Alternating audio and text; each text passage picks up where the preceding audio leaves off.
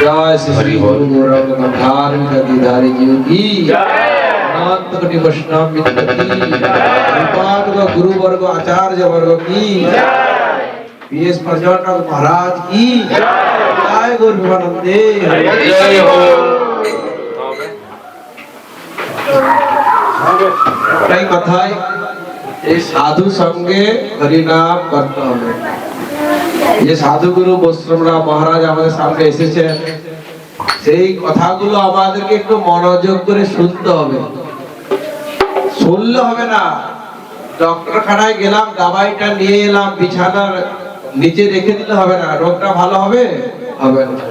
তো মহারাজ যেগুলো কথাগুলো বলবে সেই কথাগুলো আমাদের একটু করে পালন করার চেষ্টা করতে হবে, তবে আমাদের এখানে আসার এই যে আমরা একটা প্রোগ্রাম করছে সুরেশ বাবু, তাহলে আমাদের একটু কল্যাণ হবে। তাহলে এলাম, আসা যাওয়া সার হয়ে গেল, এলাম আবার মৃত্যু হলো, আবার চলে গেল, আবার জন্ম হলো, আবার মৃত্যু হয়ে গেল, এতে কই ফল হবে না। আমাদের এই সাধুগুরু বৈষ্ণবের ধারে এসেছি, মহারাজ আমাদের অনেক দূর থেকে এসেছেন, মায়াপুর নবদ্বীপ। নিজ কার্য নাই তবু যার পর ঘর। সাধু লোক কোথায় যাচ্ছে, তাদের কোনো কার্যের জন্য এসছে, কিসের জন্য এসছে, আমাদের কাছে এসে দুটো পয়সা নিয়ে গিয়ে ধামের ভগবানের চরণে ফেলে দিচ্ছে। আমাদের কল্যাণের উদ্দেশ্যে সাধুগুরু বৈষ্ণবরা বিচরণ করে। আমাদের যে অর্থ কি, অর্থ যদি ভগবানের সেবায় না লাগে, সে অর্থের কোনো মূল্য নাই।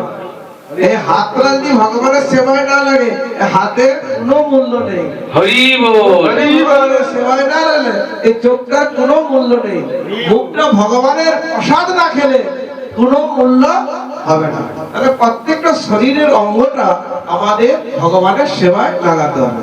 তাই এই মহারাজকে আমি চরণে প্রণাম জানাই যে আমাদেরকে আরো বিশেষ উপদেশ দিয়ে যাবে, যাতে আমরা সেই উপদেশ পালন করতে পারি, এই জীবন মনুষ্য জন্মটাকে আমরা সফল করতে পারি। হরে কৃষ্ণ।